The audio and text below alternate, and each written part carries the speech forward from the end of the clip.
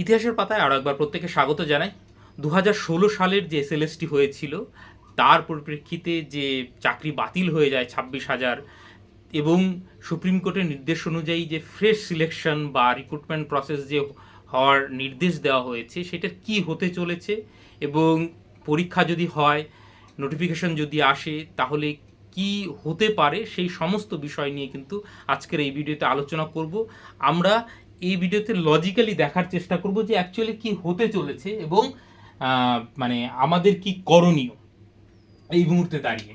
তো দেখুন, 2016 সালের যে এসএসসি এসএলএসটি হয়েছিল সেটা অলরেডি দুর্নীতির কারণে বাতিল হয়ে গেছে এবং এখন যে নিউ নোটিফিকেশন আসার কথা সেইটার কি হতে চলেছে। দেখুন, নোটিফিকেশন কিন্তু একদম 100% আসতে চলেছে 31শে মের মধ্যে, একদম এইটা কিন্তু 100% হতে চলেছে। এবার বলবেন আপনি কি করে নিশ্চিত হচ্ছেন? আপনারা প্রত্যেকেই বুঝতে পারছেন, যদি এই নোটিফিকেশনটা না দেয় তাহলে 31 তারিখ অবধি যে শিক্ষিকাদের যে চাকরি বহাল, যারা সরাসরি হাতানাতে ধরা পড়েনি, তো তাদের যে 31 তারিখ অর্থাৎ মানে 31শে ডিসেম্বর অবধি যে স্কুলে যাওয়ার নির্দেশ দেওয়া হয়েছে সেইটা অটোমেটিকলি মানে ভ্যানিশ হয়ে যাবে বা অফ হয়ে যাবে। তাহলে কিন্তু যে চাকরি বাতিল হয়ে গেছিল সেই রায়টাই কিন্তু পুনরায় মানে বহাল হয়ে যাবে। তো এইটা স্কুল সার্ভিস কমিশন হলফনামা দিয়ে সুপ্রিম কোর্টে মানে লিখিত স্বীকারোক্তি যেহেতু দিয়েছে, অতএব 31শে মের আগেই কিন্তু নোটিফিকেশনটা দিতে হবে এবং বোঝাই যাচ্ছে যে এই সপ্তাহখানেকের মধ্যেই কিন্তু নোটিফিকেশন আসতে চলেছে। এইরকমটা কিন্তু তোড়জোড় শুরু হয়েছে বিভিন্ন সংবাদ মাধ্যমে, আপনারা দেখছেন।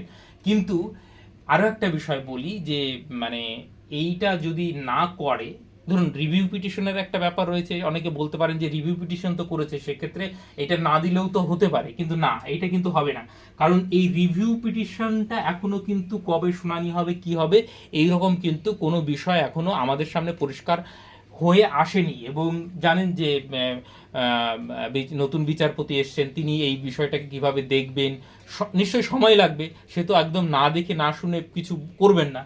তো এই সময়টা মানে যে চলে যাচ্ছে এইটা তো আর এসএসসি পাবে না। অতএব 31 তারিখের মধ্যে কিন্তু নোটিফিকেশনটা তাকে দিতেই হচ্ছে। এবার এক্সাম হবে কি হবে না সেটা রিভিউ পিটিশনের উপর ডিপেন্ড করছে, এটা বোঝা গেল। এবার রিভিউ পিটিশনে দেখা গেল সুপ্রিম কোর্ট বলল যে ঠিক আছে, যাদের চাকরি চলে গেছে তাদেরকে আবার চাকরিতে পুনর্বহাল করা হলো, তো সেক্ষেত্রে তো আর মানে এক্সামটা হচ্ছে না। কিন্তু এইটা হওয়ার সম্ভাবনা খুব কম, খুব খুব কম। অন্তত মানে 99% ধরে রাখুন, 99.99% এক্সাম কিন্তু দিতেই হচ্ছে। এইবার আপনারা যদি সোশ্যাল মিডিয়ায় দেখেন, যারা হচ্ছে চাকরিহারা তারা বলছে যে আমরা কোনোভাবেই নোটিফিকেশন আসতে দেবো না, নিউ নোটিফিকেশন করতে দেবো না। এটা ঠিক যে তাদের চাকরি চলে গেছে, তাদের একটা জ্বালা আছে, তো তারা তাদের মতন করে চেষ্টা করবে। কিন্তু আইনের মানে মধ্যেও তো এসএসসিকে চলতে হবে, না হলে তো তার মানে কনসিকুয়েন্স এসএসসিকে ভুগতে হবে। তো 31শে মের মধ্যে নোটিফিকেশন আসছে, এইটা বিষয়টা পরিষ্কার হলো। এবার দ্বিতীয় কথা হচ্ছে, আর একটা কথা শোনা যাচ্ছে, এই যে নোটিফিকেশনটা এইটা কি নতুনদের বসতে দেবে কি দেবে না, এই পরিপ্রেক্ষিতে আরও একটা জোড়া নোটিফিকেশন, অর্থাৎ নতুনদের জন্য 10 বছর ধরে যে এসএসসি হয়নি তাদের জন্য কি কোনো নতুন নোটিফিকেশন আসতে চলেছে। দেখুন, কথা তো অনেক উঠছে, নিজে স্বয়ং মুখ্যমন্ত্রী বলেছেন 1 লাখ ভ্যাকান্সি আছে, তো হয়েছে কি, হয়নি। অতএব যতক্ষণ না আসছে ততক্ষণ আমি অন্তত বিশ্বাস করি না। আপনি কি বিশ্বাস করেন? করতে পারেন। কিন্তু এই বিষয়টা, যেই রাজ্যে মুখ্যমন্ত্রীর কথার কোনো দাম নেই, শিক্ষামন্ত্রীর কথার কোনো দাম নেই, সেখানে মানে কি বলবো, আমার কথার কতটা দাম থাকতে পারে? আমি যদি বলি না হ্যাঁ নিউ নোটিফিকেশন আসবে, তো এইটা তো মানে কি বলবো, গাছে কাটাল গোফে তেল। যতক্ষণ না আসছে, হ্যাঁ আশাবাদী হওয়া নিশ্চয়ই ভালো, আমরা প্রত্যেকেই প্রত্যাশা করব, কিন্তু যতক্ষণ না আসছে ততক্ষণ কিন্তু অফিসিয়ালি নোটিফিকেশন না আসছে ততক্ষণ কিন্তু নিশ্চিত করে আমরা বলতে পারছি না। তবে হ্যাঁ, অনেক জায়গায় দেখতে পাবেন যে 18,000 ভ্যাকান্সি, বা এইটা কিন্তু অফিসিয়াল নয়, প্রথম কথা অফিসিয়ালি কোনো কিছুই বেরোয়নি।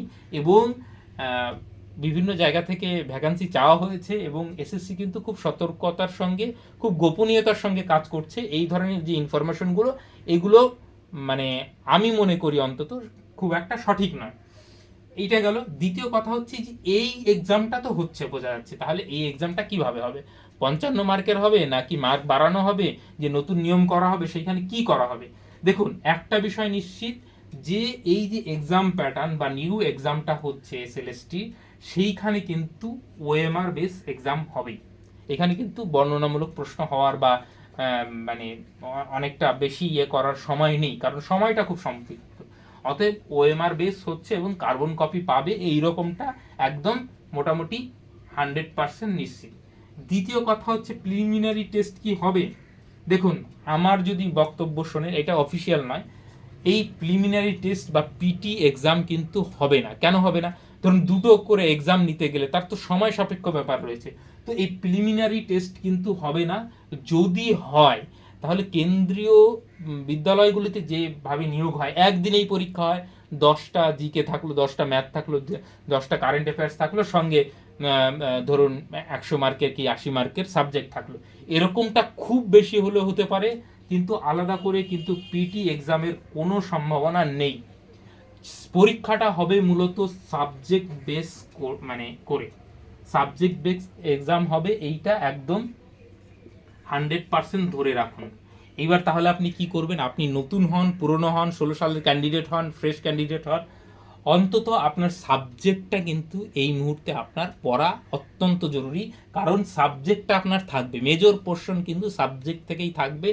যদি মানে ওই 5-10 করে যদি কিছু দেয় প্রিলিমিনারি টেস্টের নাম করে, বা অন্য কোনোভাবে আপনাদের যদি টিচিং অ্যাপটিটিউড থেকে কিছু দেয়, তাহলে সেটা দিতে পারে, কিন্তু সম্ভাবনা খুব কম।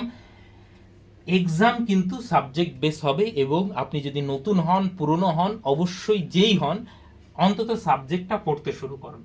এইবার এই রিভিউ পিটিশনের ওপর এই নতুনদের ভবিষ্যৎ নির্ভর করছে, মানে এই নতুন এক্সাম যে 16 সালের হতে চলেছে তার ভবিষ্যৎ নির্ভর করছে, এবং রিভিউ পিটিশনে খুব বেশি আশা নেই বলেই আমি মনে করি। আমি যতটুকু যা বুঝতে পেরেছি, আমি বারবার বলেছিলাম, আমি যতটুকু যা আইনজ্ঞদের সঙ্গে কথা বলে বুঝেছি, এই প্যানেল বাঁচার একটাই মাত্র উপায়, সেটা হচ্ছে ওএমআর শিট, এবং সেই ওএমআর শিট কিন্তু ভেরিফাই এবং মানে অথেন্টিকেশন এসএসসিকেই করতে হবে, অন্য কেউ করে দিলে কিন্তু হবে না।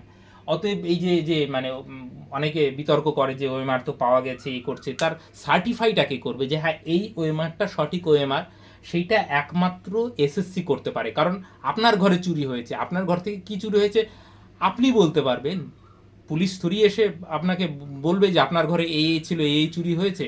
তো চুরি হয়েছে এসএসসির ঘর থেকে, অতএব এসএসসিকেই সার্টিফাই করতে হবে। এসএসসি একমাত্র অথরিটি যে সার্টিফাই করতে পারে কোথায় কোথায় দুর্নীতি হয়েছে, এবং সেক্ষেত্রে এই 16 সালের প্যানেল একমাত্র রিভিউ পিটিশনে বাজবে তখন যখন হচ্ছে এই এসএসসি বলে দেবে হ্যাঁ এইটাই হচ্ছে ওএমআর, এবং এটাই অরিজিনাল ওএমআর, এর মধ্যে কোনো ভুল নেই।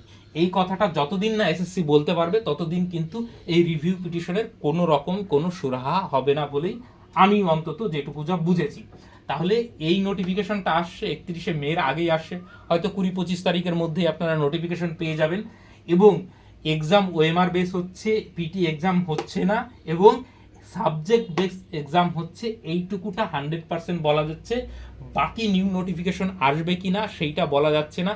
তবে এইখানে যদি নতুনদের বসতে না দেয়, তাহলে তাদের জন্য আলাদা করে নতুন নোটিফিকেশন আসবে, এরকমটা শোনা যাচ্ছে। এবং সরকারের যেটা মনোভাব সেটা হচ্ছে নতুনদের এইখানে বসতে দেওয়ার খুব একটা ইচ্ছে নেই, আপনারাও দেখেছেন। কিন্তু তারপরেও আমরা মানে চাইছি যে মানে যেহেতু ফ্রেশভাবে সিলেকশন হচ্ছে, 10 বছর ধরে শিক্ষক নিয়োগ নেই, অনেকেই বসে রয়েছে বিএড করে, তো তাদেরকেও সুযোগ দেওয়া হোক। এবং তার জন্য আমাদের যে গ্রুপ, সেইখানে আলাদা করে একটা মুভমেন্টের জন্য একটা আলাদা গ্রুপও ক্রিয়েট করা হয়েছে।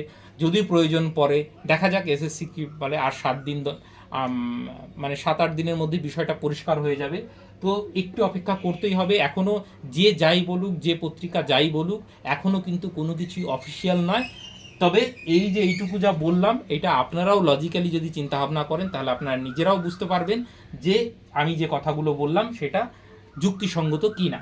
এরপরেও যদি আপনাদের কোনো মতামত থাকে, নিশ্চয়ই কমেন্ট সেকশনে বলতে পারেন, এবং আমি বলবো নিজের সাবজেক্টটা পড়া শুরু করুন। এক্সাম কিন্তু হবে, এইটুকু নিশ্চিত। আপাতত সকলকে অসংখ্য ধন্যবাদ।